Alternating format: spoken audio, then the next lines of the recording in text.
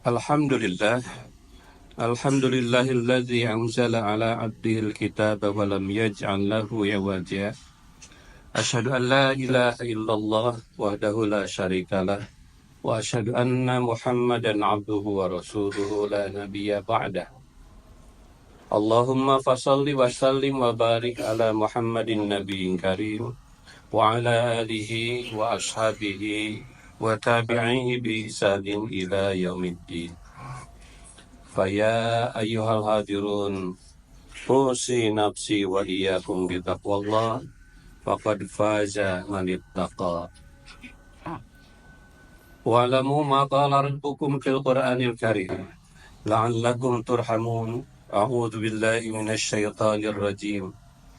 Ya ayyuhan nabi inna arsalnaka syahidan wa mubasysyiran wa nadhira wa da'iyan ila Allahi bi'idnihi wa sirajan munira wa basyiril mu'minina bi anna lahum minallahi fadlan katsiran wa la tuti'il kafirina wal munafiqina wa da' adzahum wa tawakkal 'ala Allah wa kafa billahi wakilan. Hadirin sidang Jumat rahimakumullah. Alhamdulillah, siang hari ini Allah masih memberikan kesehatan, kesempatan, dan sekaligus juga dilengkapi dengan kesadaran sehingga kita bisa melaksanakan aktivitas terindah, terbaik, dan diridhoi di sisi Allah, yaitu melaksanakan ibadah sholat Jumat. Sebagian saudara-saudara kita masih harus berjuang untuk bisa melaksanakan berbagai perangkat syariat dalam kehidupan sehari-harinya di tengah berbagai deraan, cobaan, dan ujian yang mereka hadapi. Semoga semua umat Islam yang syahid dalam perjuangan mendekatkan kalimat li'ila'i kalimatillah mendapatkan balasan sebagai syuhada yang ditempatkan oleh Allah di surga yang terindah, sebagai tempat kembali yang dicita-citakan oleh seluruh orang-orang yang beriman. Dan mudah-mudahan kita semua yang senantiasa berusaha agar di dalam praktek keseharian kehidupan kita selalu mendekatkan diri kepada Allah dalam berbagai aktivitasnya, diberikan kesempatan untuk selalu berada dalam hidayahnya, sampai kemudian kita saatnya kembali dalam keadaan husnul khatimah. Hadirin rahimakumullah, ayat yang tadi dibacakan itu adalah ada di dalam surat Al-Ahzab ayat 46, ayat 45 sampai 48. Dalam mengomentari rangkaian ayat tersebut, para ahli tafsir umumnya menyampaikan bahwa ketika ayat ini turun, Rasulullah sangat merasa gembira. Dan ini menjadi kabar gembira bagi kaum muslimin. Sehingga kemudian Rasul mengumpulkan kaum mukminin saat itu untuk memberikan kabar gembira. Dan ketika mereka berkumpul dan Rasul mengatakan, aku akan memberikan kabar gembira, maka para sahabat menjawab, kami sudah tahu ya Rasulullah, kabar gembira untukmu. Apa itu? Kabar gembira untuk Rasul itu adalah telah dianugerahkan berita bahwa Rasul akan mendapatkan surga sejak beliau masih hidup. Ketika masih hidup, sudah diberitahukan bahwa Rasulullah akan ditempatkan di surga. Lalu para sahabat bertanya, kalau bagi kami kabar gembiranya apa? Maka kemudian Rasul membacakan serangkaian ayat yang tadi dibacakan itu. Meskipun menurut hadis sebagian, ya bahwa yang jelas ada hadis tentang asbabun nuzulnya, itu terkait dengan ayat yang ke-47-nya. Wabasyiril mu'minin. Tapi kemudian Rasul menjelaskan rangkaian ayat itu dari ayat 45 sampai 48 kepada para sahabat. Bahkan di dalam tafsir Al-Qurtubi disebut bahwa ketika ayat ini turun dan Rasul memanggil para sahabat, di antaranya Rasul mengutus Mu'adz dan Ali ke Yaman untuk berangkat ke sana dengan dibekali dengan ayat ini. Rangkaian ayat inilah yang harus dilaksanakan oleh mereka ketika mereka diutus oleh Rasulullah Shallallahu Alaihi Wasallam. Hadirin yang berbahagia, marilah kita ungkap terkait dengan ayat ini. Mudah-mudahan kita mendapatkan berkah dan pemahaman yang tepat terkait dengan firman Allah ini. Ya ayyuhan nabi, wahai nabi. Khitab ayat ini kepada nabi, khususnya Nabi Muhammad. Akan tetapi, kalau menurut para ahli ulumul Quran, sejauh tidak ada pengkhususan bahwa ayat itu khusus kepada Rasulullah atau kepada Nabi, maka rangkaian ayat selanjutnya adalah ayat itu berfungsi umum untuk siapapun yang ingin mengikuti Nabi. Bahkan ada hadis yang menyatakan al-ulama warathatul anbiya.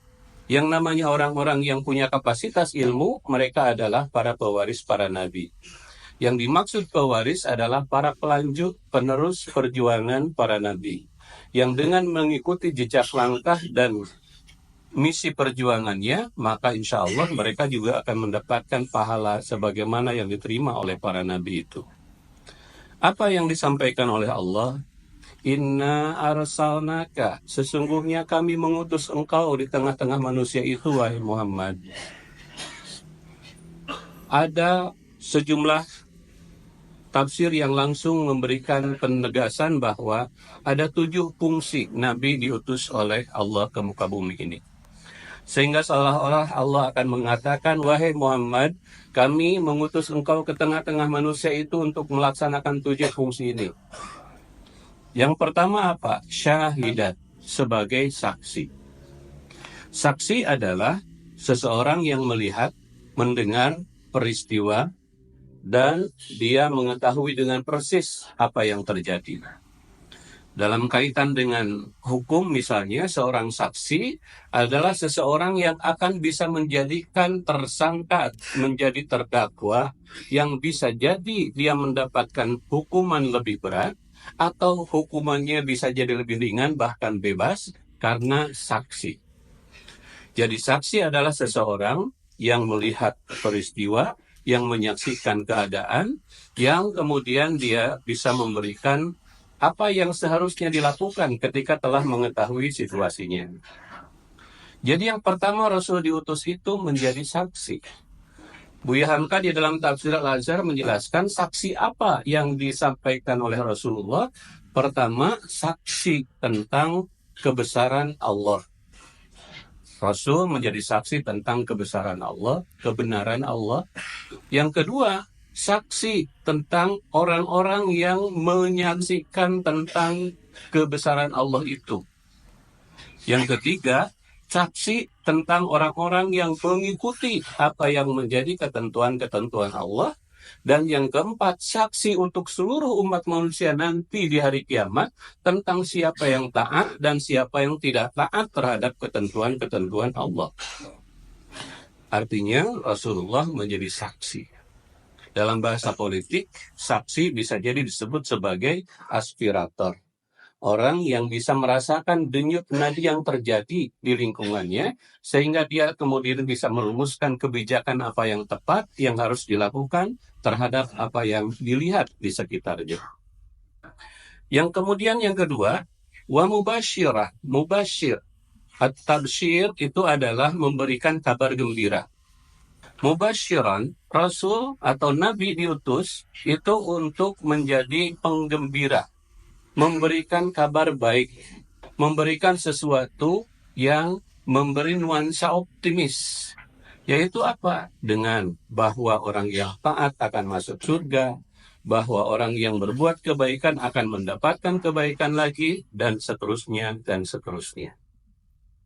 Tegasnya, yang namanya mubasyir adalah seseorang yang bisa memberikan optimisme kepada siapa yang dipimpinnya, kepada siapa yang ada di lingkungannya, dan menjadi tanggung jawabnya.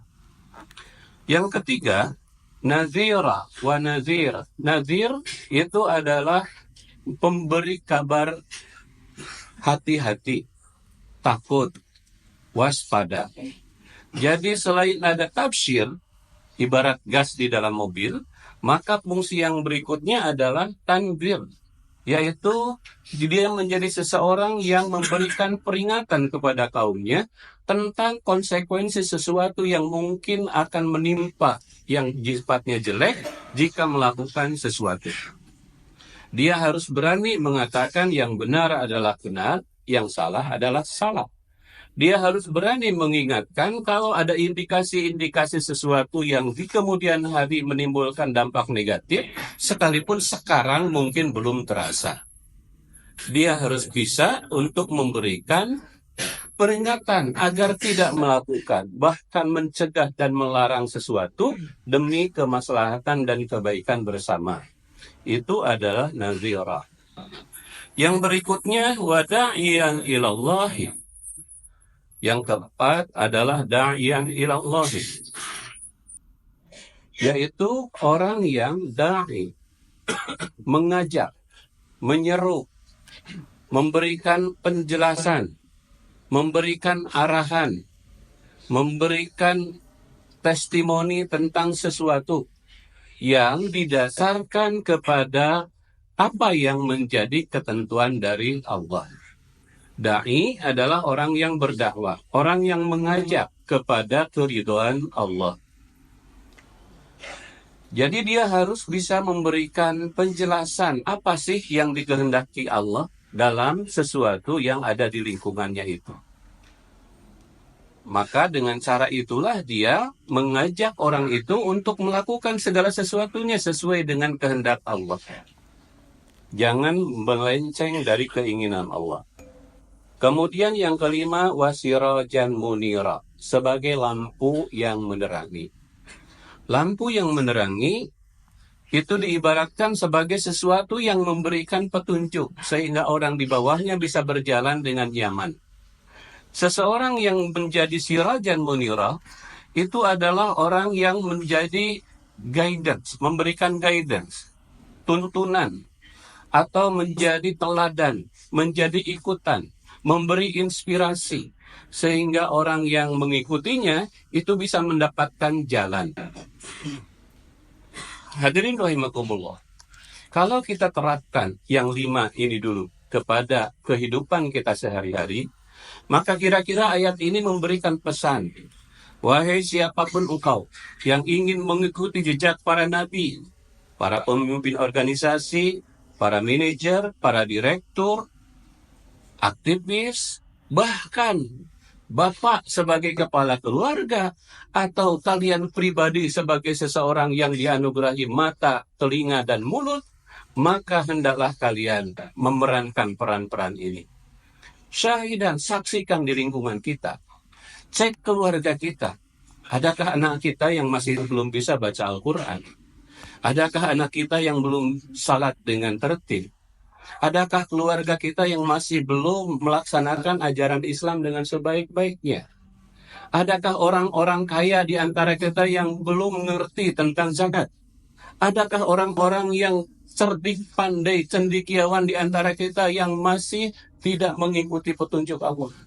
Lihat, saksikan. Maka kalau kemudian kalian sudah melihat, maka selanjutnya berikan kepada mereka kabar gembira. Hei, kalau engkau zakat, maka harta yang 100% itu hanya berkurang 2,5%.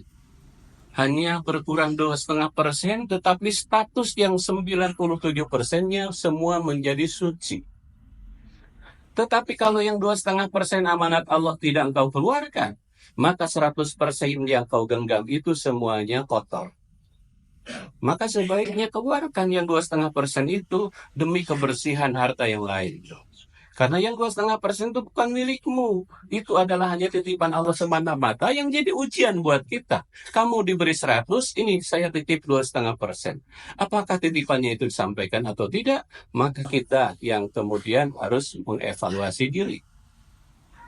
Mubasyir. Berikan kabar gembira bahwa kalau zakat yang ditunaikan, harta jadi suci, dan kemudian zakat itu menjadi salah satu wasilah untuk mendapatkan ridha pada saatnya. Tetapi dia bisa berjalan sendiri dengan bimbingan Allah atas pelajaran yang diterimanya selama ini. Mubasyir. Tetapi juga nadhir. Kalau kita melihat sesuatu yang akan cenderung menimbulkan kerusakan, bahkan mungkin bahaya di kemudian hari, jangan ragu-ragu juga mengingatkan. Jangan terlalu banyak makan gula, makan manis-manis, permen. Kenapa? Gigimu bakal rontok, kesehatanmu bakal menurun. Ada yang sakit, minum obat, sekalipun pahit itu obat akan memberikan kesembuhan. Jadi sesuatu yang harus kita sampaikan, sekalipun mungkin dirasakan saat itu pahit. Banyaknya terjadi kebobrokan dan kerusakan itu karena kunci utamanya adalah diamnya orang-orang pandai yang mengerti bahwa di sana ada kebobrokan dan kejelekan. Terpilihnya orang-orang yang tidak baik dalam satu struktur kepemimpinan dan pemerintahan itu karena diamnya orang-orang yang paham bahwa yang harusnya terpilih itu adalah orang-orang yang bukan seperti mana yang menjadi opini umum. Tapi karena mereka diam, akhirnya masyarakat tidak tahu, memilih hanya sekedar yang mendapatkan sesuatu pada saat yang singkat. Tapi bahaya di kemudian hari atas kepemimpinannya, atas peranannya, atas fungsinya, atas apa yang dilakukannya yang kelak tidak bisa dihukumi, maka itu akan menjadi tanggung jawab masa depan yang panjang bagi para penerus kepemimpinannya.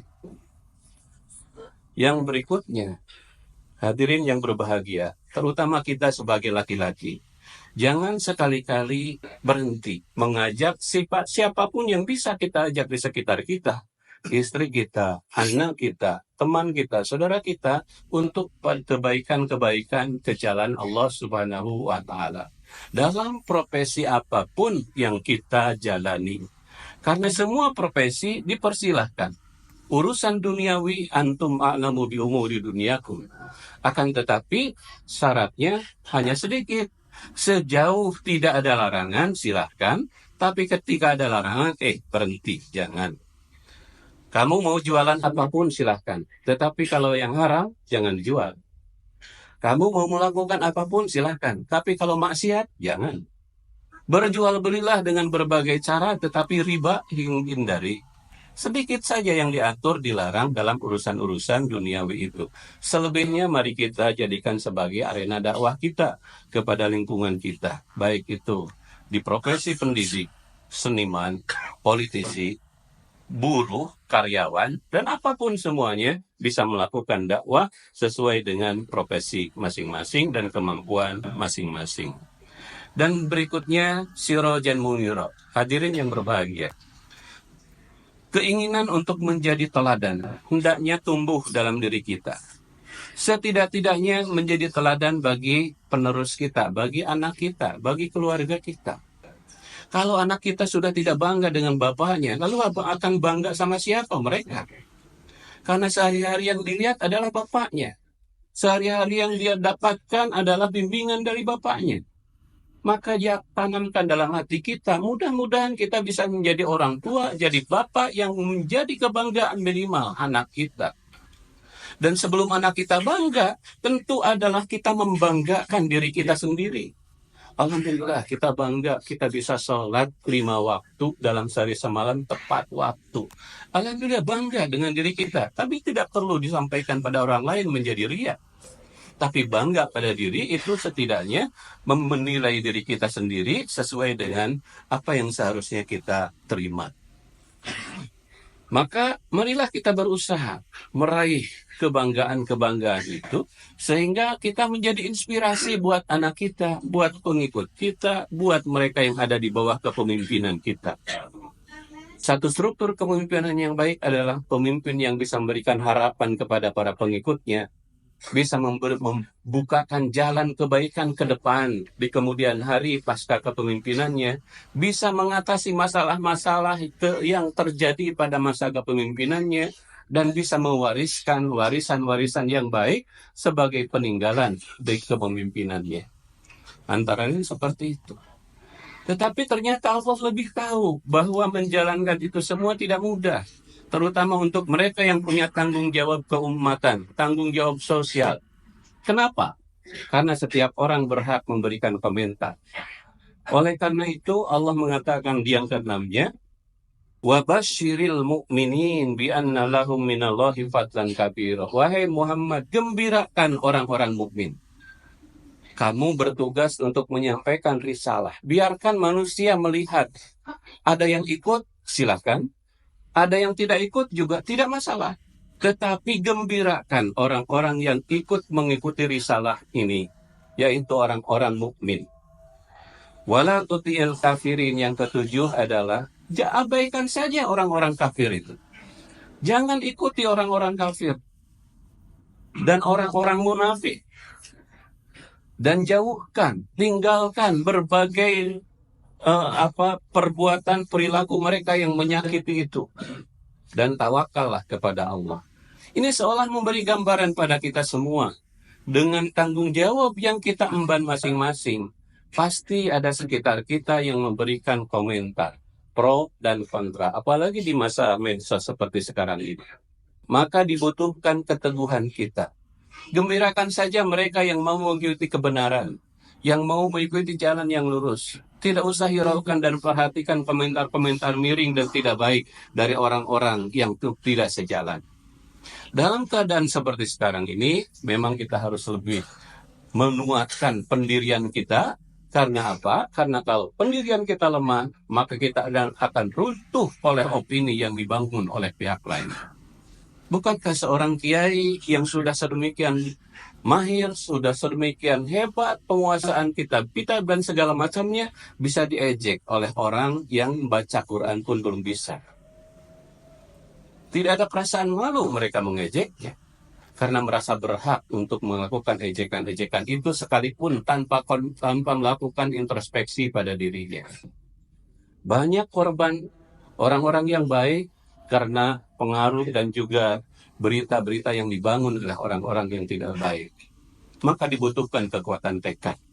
Ketika kita telah memutuskan satu perkara yang baik, maka kuatkan tekad kita, meskipun ada sebagian orang yang mungkin tidak sepakat dan memberikan komentar tidak sejalan dengan yang kita harapkan. Barakallahu li wa lakum.